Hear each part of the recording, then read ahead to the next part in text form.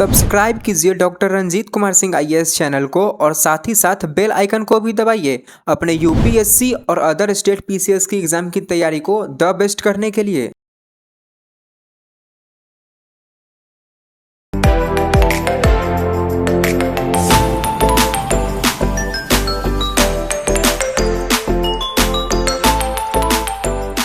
बहुत इंपॉर्टेंट चीज पे क्लास लेने हम जा रहे हैं जो कि आप लोगों के जरूरी है।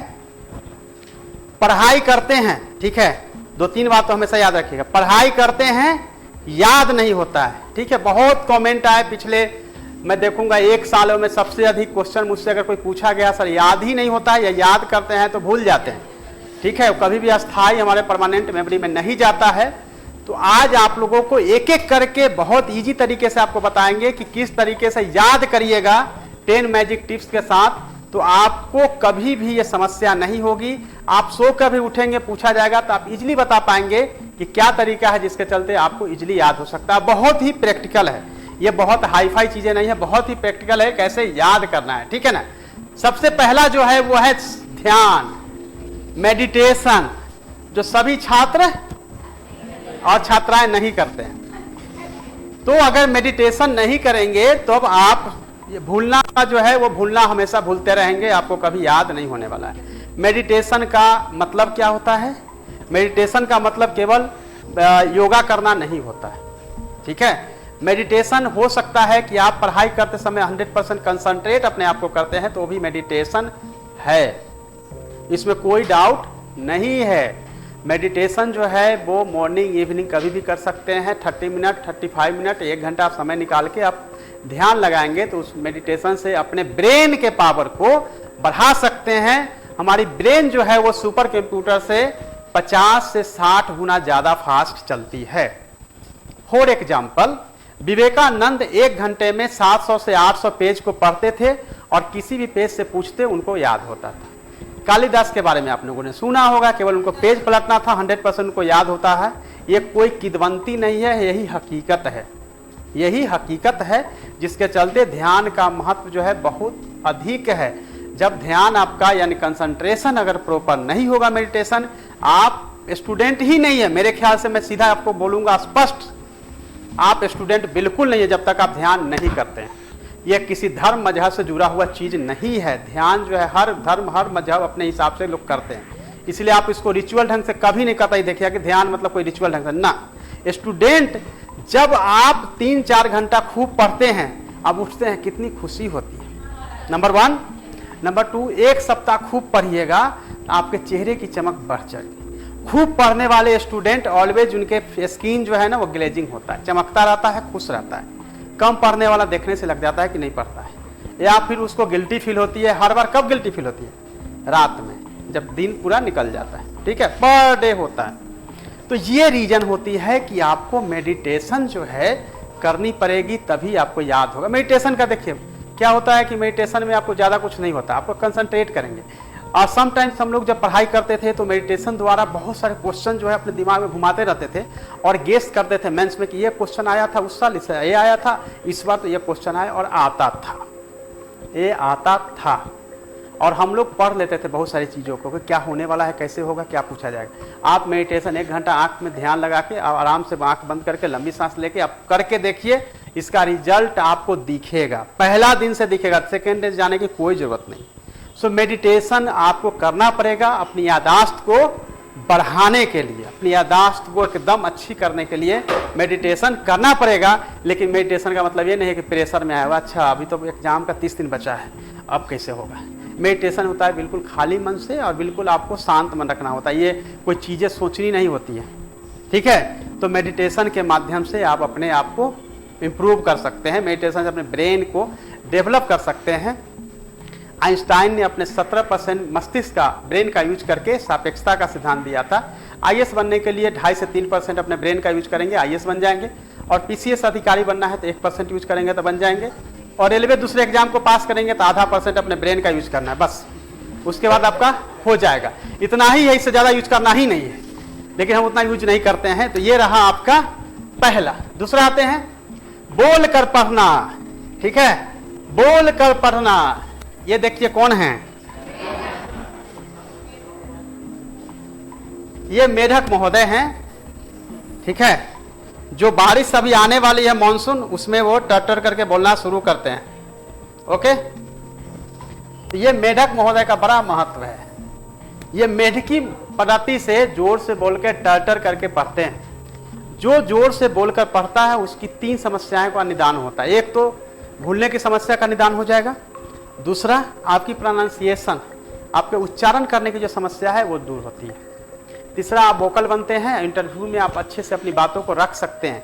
क्लास में 90% ऐसे स्टूडेंट हैं जो कि जानते हैं लेकिन बता नहीं पाते, हेजिटेट करते हैं। ये करना जरूरी है।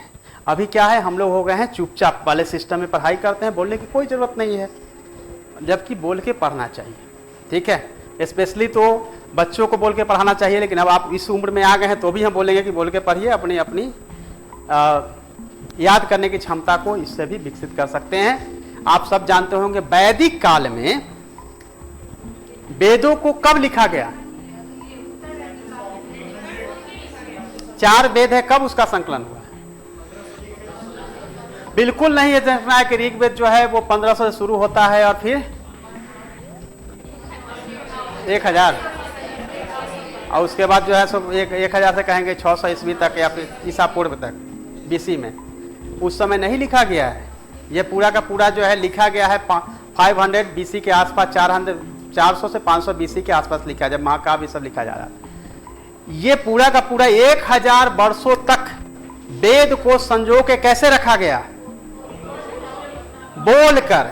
ये मेढकी पद्धति से गुरु यहां से बोल रहे हैं, शिष्य उसको सुन नहीं, दोहरा रहे, ग्रहण कर रहे हैं। अरे ग्रहण उन्हें नहीं कर रहे हैं, अरे दोहरा रहे हैं यार, ग्रहण क्या कर रहे हैं? ग्रहण नहीं कर रहे हैं, दोहरा रहे हैं। हम बोल रहे हैं, आप लोग दोहरा रहे हैं। हम बोल रहे हैं, फिर तो आप दोहरा रहे हैं। ठीक है, हम मर जाएंगे, आप में से कोई गुरु बन जाएगा, फिर वो चेला सबको दोहराएगा। ये 1010 कितना हो गया टोटल? 1000 वर्षों तक केवल और केवल जो है मेढकी पद्धति से ये चलता रहा। और आप जानते हैं कि वेद में कितने लंबे लंबे श्लोक हैं, उसको कितना कठिन है याद करना है। ठीक है, उसमें भी जो है लैंग्वेज भी चेंज हुआ। वैदिक काल के संस्कृत अलग है और आज के संस्कृत में डिफरेंसेज है। वैदिक संस्कृत कहा जाता है उसको, और आज के लौकिक संस्कृत अलग है। तो इसका मतलब यह है कि 1000 वर्षों तक जिस चीज को जिंदा रखा जा सकता है, आप लोगों को तो 2-4 किताब ही याद करना है, कहाँ ज्यादा पढ़ना है। मैक्सिमम अगर IAS बनना है तो 10 किताब 15 किताब से ज्यादा है ही नहीं है जिसको कि रट जाना है, या फिर BPSC करना है 2-4 किताब ही होता है। 4 किताब मैं बताता हूँ, 3 से 4 किताब। तो ये मेढकी पद्धति का इतना महत्व है। समझ गया? क्लियर? तो आपको बोल के पढ़ना है। चलते हैं नेक्स्ट की तरफ। इंटरेस्टिंग है, कल्पना। कल्पना करना बहुत जरूरी है। इमेजिनेशन पावर जिसके पास जितना ज्यादा होगा उसको याद उतना ही ज्यादा होगा। इमेजिनेशन का मतलब यह होता है कि जो आंखों से देखी जाती है वो ज्यादा याद होता है। और इस क्लास का मकसद भी ये था कि आपको केवल ये नहीं पढ़ा के आपको पूरा का पूरा एक इमेज बना के समझाया जाए ताकि आपको ज्यादा याद हो। इमेजिनेशन का मतलब ये होता है कि अगर यहां से मुझे जाना हो दिल्ली, तो हमको किताब में जब पढ़ना पड़ेगा तो हम क्या करेंगे? आड़ा, बक्सर, मुगल सराय, है ना, इलाहाबाद, कानपुर, दिल्ली। ठीक है, ओके। बट अगर हम ट्रेन से चले गए तो हमको पढ़ने की जरूरत नहीं, याद हो जाएगा। छोटा छोटा स्टेशन भी याद हो जाएगा। ठीक है, क्योंकि हमने मेरे नज़रों से गुजरा है ना। अगर जैसे आप कहीं पर गए हों, वहाँ विजिट किए हों, देख लिए अपने आंखों से, तो आपको याद हो जाता है। दूसरा है कि इमेजिनेशन में क्या होता है कि हम जैसे आपको याद करेंगे, हम लोग बचपन में हम लोग को पढ़ाया गया ब्रेड का स्पेलिंग याद करने के लिए हम लोग याद करते हैं। ब्रेड जैसे लिखा हुआ BREAD लिखा हुआ है, एक मोटा सा ब्रेड है, टेबल पे पड़ा हुआ है, आंख बंद। अच्छा, ब्रेड जो है टेबल पे पड़ा हुआ है और टेबल जो है टूट रहा है ब्रेड के भार से। ऐसा कोई इमेजिन कर लेगा तो उसको ऐसे याद हो जाएगा। ठीक है, इमेजिनेशन से आप अपनी याददाश्त को बहुत बढ़ा सकते हैं। ठीक है, इमेजिनेशन में क्या होता है, कोई भी घटना, अगर कलिंगा के युद्ध के बारे में जाना जाए कि कलिंगा का युद्ध हुआ, अशोक ने लड़ा और इस तरह से रक्त बहाए गए। ठीक है, आप इमेजिन करिए, अच्छा नदी बह रहा है, बहुत सारे लोग मर रहे हैं, तलवार से मार रहा है, आपको उसमें ईयर रख लेना है, इतना इस BC में हुआ था, आपको अपने आप याद हो जाएगा। ठीक है, कोई भी चीज़ की घटनाओं को अभी अगर करंट पढ़ रहे हैं या कुछ भी पढ़ रहे हैं, उसमें इमेजिनेशन को इंक्लूड कर दीजिए। इमेजिनेशन को इंक्लूड कर दीजिए, आपको याद हो जाएगा। कई बार क्या होता था कि हम लोग को ये हिस्ट्री में बहुत सारे कैरेक्टर होता था, तो हम लोग अपने ही ग्रुप में सोचते अच्छा ये एमबीटी है, मोहम्मद बिन तुगलक है, ये बेगरा है, ये औरंगजेब टाइप का आदमी लग रहा है, इस तरह सीधा सीधा आदमी है, अच्छा ये अकबर है, तो हम लोग नाम रख देते थे। उसके बाद बोलते थे अच्छा ये शादी किया है उससे, ये शादी किया है उससे, तो ये इस तरह से हम लोग एक दूसरे को कोरिलेट कर देते थे, फिर याद करने की जरूरत ही नहीं। एक आदमी को हमने कह दिया ये नाम है और बुरा भी नहीं मानता था, वो जानता था कि हमको भी कुछ नाम तो देने ही वाला है वो, ठीक है। तो या अमीर खुसरो, तो उससे क्या होता था, उसके साथ हम लोग पूरा का पूरा एक खेल खेलते थे। जैसे मान लेते अमीर खुसरो ने क्या क्या लिखा है, तो पूरा का पूरा जो है हम लोग एक चीट बनाते थे, ठीक है, और उसके पीठ पे चिपका देते थे। ये ऐसा गेम है जिसको याद ही नहीं करना है, जो बरसों तक याद किया गया, वो ये एट ए टाइम याद होता, दूसरे दिन याद करने की जरूरत ही नहीं थी। तो ये मेथड था जिसके माध्यम से आप इमेजिनेशन पावर लाइएगा, आपको कभी दिक्कत नहीं होगा याद करने का, अपने आप याद होते जाएगा और आपकी कल्पना क्षमता इतनी बढ़ती जाएगी, इजीली आप जो है याद करते जाएंगे। चौथे चलते हैं, ये काम आप लोग करते हैं, लिख कर याद करना, ये लिख कर आपको याद करना पड़ेगा। आप लोगों ने पहले भी सुना होगा, मैंने कहा होगा हमेशा कि आपको 3 चरण में पढ़ना चाहिए, अध्ययन, फिर आपको चिंतन करनी है, जो अभी मैं इमेजिनेशन की बात कर रहा था, और फिर लेखन करनी है, ठीक है, तभी जो है आपको याद होगा। अब देखिए स्टडी करेंगे, फिर थिंकिंग करेंगे और फिर राइटिंग करेंगे, ओके। तो इससे आपको याद होते जाएगा। तो लिख के जो भी आप पढ़ते हैं उसको लिखेंगे तो आपको ऑटोमेटिक याद होते जाएगा। लिखने का भी अपना तरीका है, जरूरी नहीं कि नोटबुक निकालें। अगर मेरी बुक है, अगर कोई बुक को अगर मैं पढ़ता हूं, जैसे ये यहाँ पे कोई बुक दिख रहा है मुझे, अच्छा पंचायत संदेश, ये देखिए ये जैसे बुक है, ओके। इस बुक में अगर आप पढ़ रहे हैं, जरूरी नहीं कि आपको नोटबुक में लिखना है। इस यहाँ पे देखिए, यहाँ पे आप पे स्पेस है, राइट में स्पेस है, बॉटम में स्पेस है, लेफ्ट में स्पेस है।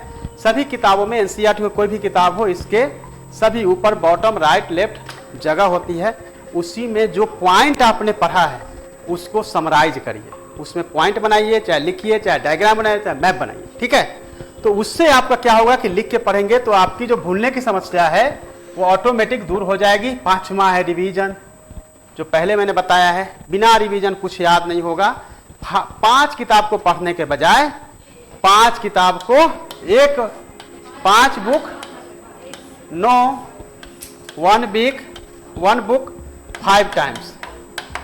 एक किताब को 5 बार पढ़ना है बजाय 5 बुक को लेने की, ठीक है। 5 बार कम से कम। दोहराने का तरीका है कि आप सुबह से लेकर अगर पढ़ाई करते हैं तो नाइट में 9 से लेकर 12 बजे तक 3 घंटा को आपको रिवीजन करना चाहिए, ठीक है। और नेक्स्ट डे पढ़ने से पहले आपको फिर रिवीजन करना चाहिए, और फिर वीक में संडे को पूरा रिवीजन करना चाहिए। जनरली क्या होता है, संडे मतलब कम पढ़ना है। हम लोगों की डिक्शनरी और डायरी में जब मैं पढ़ता था, संडे सबसे अधिक पढ़ना होता है, क्योंकि 6 दिन जो हमने पढ़ा है उसको रिवीजन करना होता था, तो संडे ज़्यादा पढ़ते थे बजाय किया हॉलीडे मनाने के। उसी तरीके से लास्ट वीक ऑफ मंथ, महीने के आखिरी सप्ताह 7 दिन में जो हमने पढ़ा है 21 दिनों तक, उसका रिवीजन करते थे। तो रिवीजन के स्तर पे 4 बार रिवीजन हो गया। फर्स्ट टाइम हमने पढ़ा 1 हो गया, शाम में रिवीजन किया 2 हो गया, 3 नेक्स्ट डे पढ़ा, चौथा वीक के लास्ट में संडे को, और 5वां मंथ के एंड में, यानी 5 टाइम्स हो गया ना। और ये करेंगे तब याद होगा। अच्छा, दूसरा बताते हैं ऐसा क्यों नहीं होता है, वो आपकी समस्या में बताता हूं। आपको होता है जल्दी किताब खत्म करने की, आपको जल्दी होती है किताब कैसे खत्म करें, दूसरा किताब लेके आए। याद करने से मतलब ज्यादा होता नहीं है, या याद करने को बैठ जाते हैं तो क्या होता है, टाइम लगता है। 2 पेज से आगे तो बढ़ते ही नहीं है। याद कर रहे हैं, याद कर रहे हैं, हाँ, ये प्रैक्टिकल बात है ना, आप लोग एग्री करेंगे, क्योंकि इन सब चीजों से हम भी गुजरे हैं, इसलिए बता रहे हैं। तो जो हमें पढ़ना चाहिए था 10-15 दिन में, वो आराम से हम 2-3 पेज पे लड़े हुए हैं, याद करने की कोशिश कर रहे हैं, और एक वीक बीत जा रहा है, एक ही चैप्टर पे याद ही नहीं हो रहा है कि नहीं।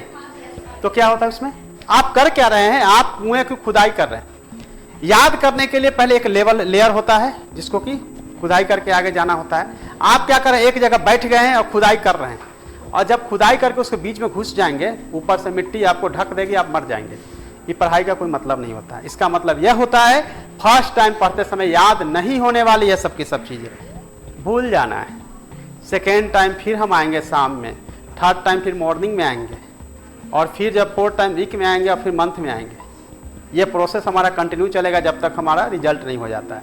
याद होगी, लेकिन याद करने का और भी आगे का तरीका बहुत इंटरेस्टिंग होने वाला है, जो कि आपको हम बताने वाले हैं, जिसमें आप देखेंगे किस तरह से आप याद और भी अच्छे से कर सकते हैं। तो ये आपका तरीका रिवीजन का था। रिवीजन के अभी तरीके मैंने आपको बता दिए किस तरह से रिवीजन करने हैं। बहुत इंटरेस्टिंग है, ठीक है। ये मेरा खुद का अनुभव किया हुआ है। दूसरे को पढ़ाना है, ठीक है। पढ़ाना मतलब ट्यूशन पढ़ाने नहीं जाना है। ट्यूशन मिल जाए तो ठीक है, बहुत अच्छा, नहीं तो दूसरे को पढ़ाना है, ठीक है। ये देखिए पिक्चर में, ये जो है दूसरे को पढ़ा रहा है, अब बाकी दो लोग जो है उसको पढ़ने की कोशिश कर रहा है। दूसरे को पढ़ाने का मतलब यह होता है कि आप जो पढ़ लिए हैं, आप हॉस्टल में हो, लॉज में हो, या फिर आप अपने घर में हो जहाँ कोई आपको सपोर्ट करने को नहीं है, फिर भी आप अकेले हैं, फोन लगा दीजिए, उसको पढ़ाइए। देखो आज जैसे पढ़े हैं, खाली तुम चुपचाप सुनो, तुमको याद हो जाएगा सब। या लॉज में रहते हैं, हॉस्टल में रहते हैं, तो बगल वाला रूम में तो पढ़ता ही होगा, उसको जाके पढ़ाइए। जो पढ़े हैं खड़े खड़े उसको बताना शुरू किए, देखो भाई अशोक इस समय आया था, इतना इतना शिलाभिलेख लिखा, ऐसे ऐसे हुआ, यहाँ से गया वहाँ गया, तमाम तरह का। अब मैप भी बताते जाइए, देखिए यहाँ से लेके वहाँ तक उसका राज था, ऐसा था वैसा था, हो गया। आपको अपने आप रिवीजन हो चुका है, क्योंकि आप उसको पढ़ा चुके हैं। अब रहें पढ़ने वाला रेडी हो तब तो, पढ़ने वाला रेडी नहीं हो तो भी जाके पढ़ा देना है, ठीक है, ओके। तो भी जो है जबरदस्ती पढ़ाना है उसको, तुम सुनो। अब मैं बताता हूँ क्या होता था। मैं जब हॉस्टल में था, तो हॉस्टल में पढ़ने के बाद क्या होता था कि सोचता था कि अब तो पढ़ लिए, थोड़ा मन बहुत ज़्यादा भर गया है, बगल में चले गए, वो नहीं मिला तो बगल में चले गए, उसको पढ़ाने चले गए, कोई नहीं मिला तो छत पे बोल रहे हैं, ठीक है, पागल की तरह। तो कुल मिला के यह होता है, अपनी रिवीजन करने के लिए हम जनरली हॉस्टल में रहे हैं, लॉज में रहे हैं, हम बिल्कुल पढ़ाते रहें। ऐसे ही वो खाना खा रहा हो, चाहे कुकिंग कर रहा हो, चाहे कुछ भी कर रहा हो, हम उसको पढ़ाना शुरू करते थे, ठीक है। तो आपको पढ़ाना पड़ेगा, तब आपको याद अपने आप हो जाएगा।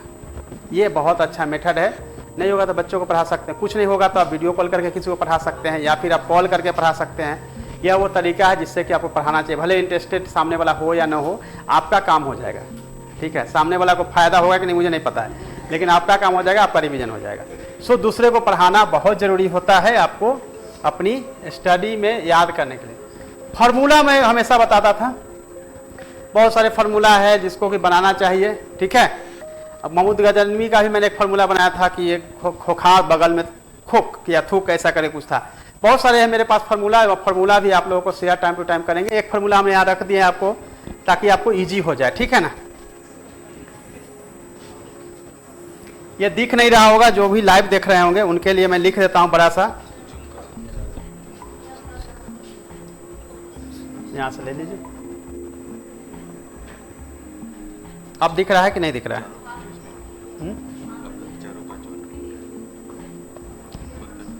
क्या हुआ? ठीक है। तो ये जो है ना, जैसे मान लेते हैं कि प्रेसिडेंट का है प्रेपानित का पुयोसकम बिछना, ये बिछना, फिर उपराष्ट्रपति का है गपानी का ये उसरानी कानक, राज के नीतिक तत्व का है क्या है बाघ सभी परलोफ को वह नासिद उपाय स्पीड सा, ये आपका हुआ गवर्नर का गपानी का योसक आश्वी कैवे। फिर उसके बाद फंडामेंटल राइट्स का, फंडामेंटल ड्यूटीज क्या है स्पट हनीपडे। ये मेरे पास भरा पड़ा है, ठीक है, और मुझे सब याद है। अब मैं अभी पढ़ रहा था, आप लोगों को लगा कि सर पंडित जी हैं क्या, ये सब संस्कृत जैसा श्लोक लग रहा है ना, लेकिन है ये फार्मूला। जैसे ये है गपानी का योसक आश्वी कैवे, मुझे आंख बंद करके कभी उठा के भी बोलोगे तो सब याद है, मतलब कुछ जरूरत नहीं है। आपको क्लियर करते हैं, आर्टिकल है ये, ठीक है। आर्टिकल याद करने की समस्या बहुत है। गवर्नर की चर्चा भारतीय संविधान के आर्टिकल 153 में की गई है, एक याद रखना है। गवर्नर की चर्चा भारतीय संविधान के आर्टिकल 153 में की गई है। ये रहा गपा, नीका, योसक,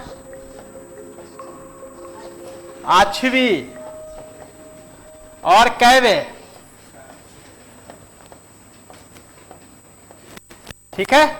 एक्सप्लेन भी कर देते हैं, 153 में भारतीय संविधान के 153 आर्टिकल में गवर्नर की चर्चा, राज्यपाल की चर्चा की गई है। उसके पावर की चर्चा नेक्स्ट आर्टिकल में पा मतलब पावर, ठीक है। 150 ये बढ़ता जाएगा अपने आप। 154 आर्टिकल में उनके पावर, उनके कर्तव्य के बारे में पूरी चर्चा की गई है। उनका नियुक्ति कैसे होगा ये लिखा गया है 155 में, और उनका कार्यकाल कितने साल का होगा इसकी चर्चा 156 में। तो ये हो गया गपानी का।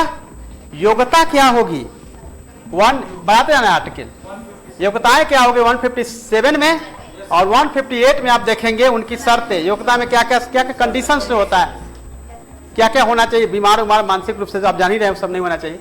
उसके बाद ये ओथ की चर्चा है। हालांकि कसम वर्ड यूज नहीं किया गया भारतीय संविधान में, उनके ओथ शपथ की चर्चा है। इसलिए मैंने, चूंकि ये सेट नहीं हो रहा था, बाकी जगह भी क यूज किया हुआ है, प्रेसिडेंट वाइस प्रेसिडेंट भी, इसलिए है, लेकिन ओथ समझना है क का मतलब, ठीक है। और आपात स्थिति में उनके क्या पावर है 356, ओके। 160 में और 161 में क्षमादान की चर्चा, 162 में विस्तार यानी कार्यपालक शक्ति का समटाइम्स विस्तार किया जाता है, कार्यपालिका शक्ति का विस्तार किया जाता है, जिसके सर्वोच्च पे ये होते हैं। तो समटाइम्स जो है भारतीय संविधान द्वारा उनके अधिकारों में विस्तार किया था, इसलिए किया गया है।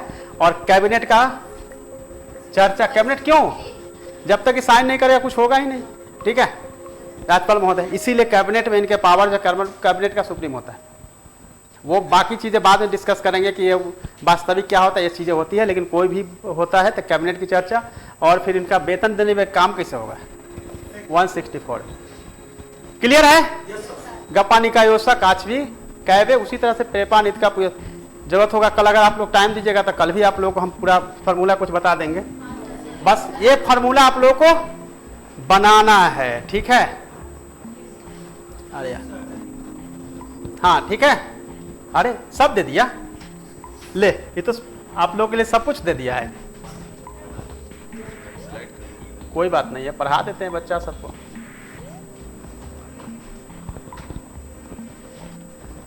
यह है राज्य के नीति निदेशक तत्व का फॉर्मूला। वाक सभी परलोप रुकुबा नासी दुपय स्पिरसा। वाक का मतलब है कि राज्य के निदेशक तत्वों को क्या करने के लिए, इंप्लीमेंट करने के लिए बाध नहीं कर सकता है, कोर्ट भी बाध नहीं कर सकता है कि भाई इसको करो ही, वह राज्य के निदेशक तत्व है। देखो क्या है कि जैसे नागरिकों के लिए मौलिक कर्तव्य दिए गए हैं ना, उसी तरह से राज्य को भी एक निदेशक तत्व दिया गया, उनको एक डायरेक्टिव प्रिंसिपल ऑफ स्टेट यानी कि डायरेक्शन दिया गया, ये सब करिएगा आप, आपका नेसेसरी नहीं है लेकिन करना है। तो कभी बाध नहीं किया सकता। 37 से शुरू करते हैं, हालांकि 36 से शुरू होता है, आप सब जानते हैं, उसमें डिफिनीशन दिया हुआ है स्टेट का, है ना। तो इसीलिए बाध नहीं किया सकता। 36 से लेकर 37 से याद करना है।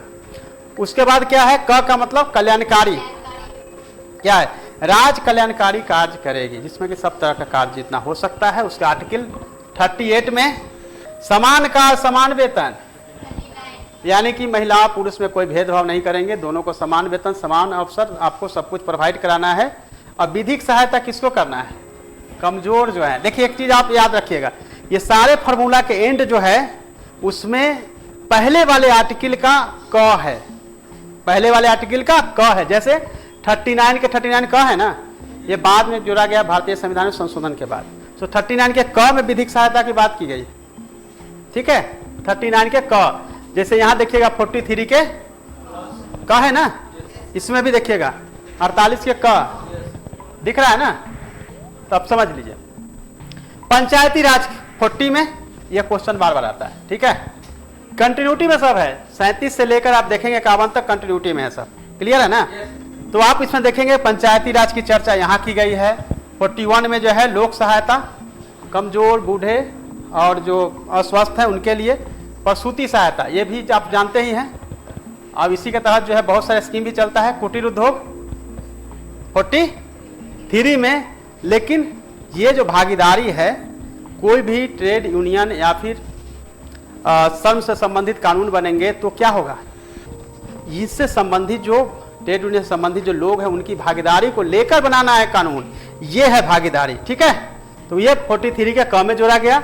नागरिक संहिता यानी कि समान नागरिक संहिता 44, ये तो जानते ही होंगे, ठीक है ना। कई राज्यों में लागू हुआ है लेकिन कई जगह नहीं हो रहा है, क्योंकि अलग अलग ये फैमिली लॉ जो है अलग अलग, जैसे 3 शादी करना है, हिंदू में 1 ही शादी करनी है, या उनके अलग है तरीके अलग अलग है, इसलिए ये समान नागरिक संहिता लागू नहीं हो पाया। लेकिन कई 1-2 राज्य है, गोवा वगैरह, जहाँ पे इम्प्लीमेंट किया गया। ठीक है। उसी तरह शिक्षा का 45 में, लेकिन इसमें 45 का भी आया है। 45 का अब कहेंगे कि छूट क्यों गया सर? छूट इसलिए गया, जब हम पढ़ते थे तब का बना हुआ है, आया है 45 का बाद में, इसीलिए क जो 45 के क में क्या है, राज्य का कर्तव्य है कि 6 से 14 वर्ष के बच्चों को अनिवार्य और निःशुल्क शिक्षा का व्यवस्था करेंगे 45 के क में। ठीक है। उसी तरह से 21 के क में दिया गया है ना। जीवन और दैहिक स्वतंत्रता जो है उसमें दिया गया है कि नागरिकों का कर्तव्य है कि 6 से 14 वर्ष के बच्चों को पढ़ाने के लिए उत्प्रेरित करेंगे, ले जाएंगे, ये सब जो है मतलब नहीं, उसमें राइट्स है, ये बच्चों का राइट्स उसमें दिया गया है। कर्तव्य में जो है सो 11वां कर्तव्य जोड़ा गया था। ठीक है। 51 के क के सबसे लास्ट आई में, जिसमें बताया गया था कि आपको यह कर्तव्य जो है नागरिकों पे छोड़ा था कि बच्चों को पढ़ाना है 6 से 14 वर्ष का। 3 जगह संशोधन हुआ था। ठीक है। एक ही संशोधन से, कौन सा था अमेंडमेंट नंबर, कौन सा? 80, हाँ एकदम सही, 86 संविधान संशोधन। हाँ, तो 86वां 86 संविधान संशोधन द्वारा हुआ है। संविधान संशोधन नंबर और संविधान संशोधन एक्ट दोनों में अंतर है, पता है ना, बताना पड़ेगा। ये तो याद है ना, जो पारित हो गया एक्ट बना, जो नहीं हुआ है नंबर ही रहता है पड़ा हुआ। और ये गैप इसीलिए है कि बहुत सारा नहीं हो पाया है, राष्ट्रपति जी या तो पॉकेट में रख लिया है या फिर नहीं किए हैं, इस तरह से वो गैप हो गया। अदरवाइज दोनों नंबर जो है मिलता रहता है। सो एक्ट जो है वो जो जब बनेगा तो अलग अलग बनते जाता है। जैसे 97 देखेंगे संविधान संशोधन नंबर है, और जब एक्ट बना तो 91 बन गया था। ठीक है। तो ये रहा समान नागरिक का, शिक्षा का बता दिया। उसके बाद दुर्बल वर्ग है, उनकी सहायता के बारे में राज्य को देखना है, वो 46 में है। पोषण के बारे में, यानी कि ICDS वगैरह चल रहा है ना, बच्चों, महिलाओं और फिर प्रसूति, उन सबको पोषण के बारे में, सभी के पोषण के बारे में राज्य का कर्तव्य है कि वह करेगा 47 में। उसके बाद जो है वैज्ञानिक पद्धति से खेती वगैरह करने के लिए प्रेरित किया जाएगा, राज्य इस पे काम करेगी। और वन्य जीव अभ्यारण्य, वन्य जीव एक्ट भी बना इसके आधार पे 48 के कहा, जिसमें कि वन और वन्य जीव को संरक्षा के लिए, उसकी सुरक्षा के लिए, उनको बढ़ाने के विस्तार करने के लिए राज्य का कर्तव्य बनाया गया है। जितने भी हमारे राष्ट्रीय स्मारक है उनको सुरक्षा या उनको जो राष्ट्रीय स्मारक घोषित करना, तमाम तरह की चीजें जो है राज्य के निदेशक तत्व के 49 में दिया गया है। और पृथककरण, किससे पृथककरण? कार्यपालिका, न्यायपालिका और व्यवस्थापिका, तीनों का पृथककरण की चर्चा 50 में किया गया है। और फिर अंतर्राष्ट्रीय शांति समझौतों को बढ़ावा देने का काम जो है वो राज्य द्वारा किया जाएगा, 51 में दिया गया है। तो ये पूरा का पूरा जो है वाक्य सही परलोप का नासिद उपाय अस्पृश्यता। उसमें से 8वां जो टिप्स है वो है डायग्राम, मैप का चित्र बनाकर आपको पढ़ना पड़ेगा, तो आपको ज़्यादा से ज़्यादा याद होगा। अभी मैं बता रहा था डायग्राम बनाइए, चित्र बनाइए और मानचित्र बनाइए। अभी अगर हम आपको मानसून में बताएंगे कैसे हुआ था, तब मैप के माध्यम से इजीली समझ गए। इसका मतलब है मैप का यूज करना चाहिए। ये आपका प्रेशर बेल्ट जिसकी बात मैं कर रहा था, मकर रेखा, हाँ वही तो है। ये हम कल आपको बता देंगे डिटेल्स में। लेकिन पढ़ने का मतलब है कि आप हमेशा डायग्राम, मैप बना के पढ़िए, याद रहेगा। डायग्राम बनाने के लिए पाई चार्ट बनाते हैं, आप पाई चार्ट में डिवाइड करके कर सकते हैं, या फिर आप जो है अंडाकार बनाते हैं, उसमें से 3 को लिखते हैं। जैसे यहाँ कारण लिख दिए, कारण में 1 2 3 4 5, या फिर आप चार्ट जो है ऐसे बनाते हैं, दोनों का बीच में क्या है, इसलिए दोनों का ABCD करके। यानी डायग्राम का यूज आपको करना चाहिए, ज़्यादा से ज़्यादा डायग्राम, तो आपको ज़्यादा से ज़्यादा याद होगा। तो पढ़ते समय आपको डायग्राम, चित्र, मैप वगैरह भी बनाना चाहिए, तो आपको भूलने की जो समस्या है उसका निदान हो जाएगा। ये बहुत इंटरेस्टिंग है।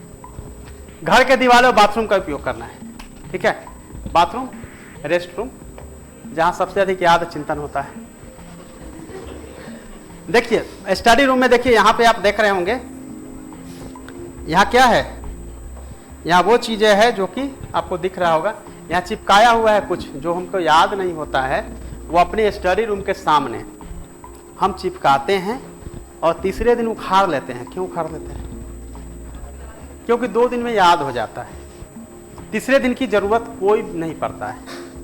बड़े से बड़े जितने भी डिफिकल्ट चैप्टर हो, कोई भी फैक्ट हो, आप 2 दिन के लिए चिपकाइए, आपको तीसरा दिन दूसरा चिपकाना पड़ेगा, वो ऑलरेडी याद हो जाएगा। हम कुकिंग वाला एरिया में रखते हैं, किचन में, बाथरूम में, अपने स्टडी रूम में, जहाँ जहाँ आपका ध्यान जा सकता है वहाँ वहाँ उसको चिपका दीजिएगा, आपको डेफिनेटली याद हो जाएगा। नहीं याद होने का कोई भी चांस नहीं है। तो ये बहुत इंपॉर्टेंट चीज़ है, ठीक है, जिसको कि आप यूज कर सकते हैं। और बाथरूम का तो ज़्यादा यूज करिएगा तो ज़्यादा अच्छा रहेगा, ठीक है। तो ये आप एक तरीका है। इसके अलावा क्या करते हैं हम लोग, पॉकेट डायरी यूज कर सकते हैं। जो भी हमको याद नहीं होता उसमें लिख के रखेंगे, तो पॉकेट डायरी से भी हम लोग फार्मूला से लेकर जो भी फैक्ट याद नहीं होता है वो सब याद कर सकते हैं। ये वाला फार्मूला जो है मेरा खुद का किया हुआ है, मैंने खुद अपने लाइफ में एक्सपीरियंस किया है, और जो भी है चीज़ें आपको बता रहे हैं वो सब मैं अपने एक्सपीरियंस से बता रहा हूँ। अदरवाइज अगर आप यूट्यूब को सर्च करेंगे तो एक तरीका बताएगा, कोई 3 बताएगा, कोई 10 तरीका तो बताता नहीं है, या बताता भी है तो उस तरह से नहीं आपको फ़ायदा हो पाएगा। लेकिन ये जो मैं बता रहा हूँ आपको पढ़ने के तरीके या फिर याद करने के तरीके, उसमें सब मेरे द्वारा किया गया है, नंबर 1। नंबर 2, ये सब व्यवहारिक है, मेरे खुद के ही जनरल और मुझे समझ से जो विकसित हुआ है उसी के आधार पे मैंने इसको तैयार किया है। तो आपको इसका यूज करना चाहिए। ये आपको 10वां है, रिट्राइवल मेथड, रिकॉलिंग मेथड। आप कुछ भी पढ़े, आपको किताब से ही क्वेश्चन करना है। आप क्यूजी बनिए, आप उसके बारे में सोचिए, तो आपको अपने आप याद होगा कोई भी चैप्टर, ठीक है। ऐसा क्यों हो रहा है, आप क्वेश्चन मार्क दीजिए, ये क्यों हुआ, क्वेश्चन मार्क दीजिए। तो रिट्राइवल मेथड एक बहुत ही लेटेस्ट वैज्ञानिक तरीके से अगर आप उसको समझेंगे तो उसको सोचा कि रिकॉलिंग, जो भी पढ़ रहे हैं उसको याद कर रहे हैं, अच्छा ये है, ये हुआ था, ऐसे। रिकॉलिंग मेथड, रिट्राइवल मेथड, दोनों अलग है। लेकिन रिट्राइवल में होता है क्वेश्चन करना उसी से, किताब से ही पढ़ रहे हैं, उसी से क्वेश्चन कर रहे हैं कि इसका ये मतलब क्यों है। यानी क्यों वाला जो वर्ड है, वाई, क्यों वाला जो वर्ड है, आपको किताब पढ़ते समय हमेशा उससे पूछे कि क्यों है ऐसा, क्यों है ऐसा, तो आपको अपने आप याद होते जाएगा। ये रहा 10 मैजिक टिप्स, जिसके माध्यम से आपको कोई भी वर्ल्ड की एग्जाम को पास करना होगा, आप कर सकते हैं, ठीक है। कभी भी अगर आपको लगता हो कि याद नहीं होता है तो ये 10 मैजिक टिप्स को अपनाना है। बोलेंगे 10 कैसे, याद भी नहीं है 10 की कौन कौन अपनाना है। अब बोलेंगे ना अभी कि सर 10 जो बताए उसे सब याद नहीं है, कौन कौन 10 बताए थे। मेरी राय में इस 10 में से एक को अपनाइएगा, आपको भूलने की समस्या दूर हो जाएगी, 10 की जरूरत भी नहीं है। लेकिन ये 10 मैंने बताए हैं, 10 अगर अपना लीजिएगा तो आजकल के आप कालिदास और विवेकानंद बन सकते हैं, ठीक है। और एक अपनाइएगा तो भी एग्जाम पास कर जाइए, जरूरत नहीं कि 10 अपनाना है। लेकिन कोई जो आपको कंफर्ट हो, एक अपनाइएगा, आप लाइफ में कोई भी कॉम्पिटिटिव एग्जाम को पास कर सकते हैं। भूलने की समस्या जो है, इसके लिए आपको ना बादाम खाना है, ना ही आपको हमदर्द का शंखपुष्पी पीना है। आपको क्यों जो मैंने 10 टिप्स बताए हैं, इसी से आपकी भूलने की समस्या का निदान हो जाएगा। और आप लोग अपनी तैयारी कर लिए बाहर जाने का, तो मुझे लगता है कि क्लास ओवर हो चुका है।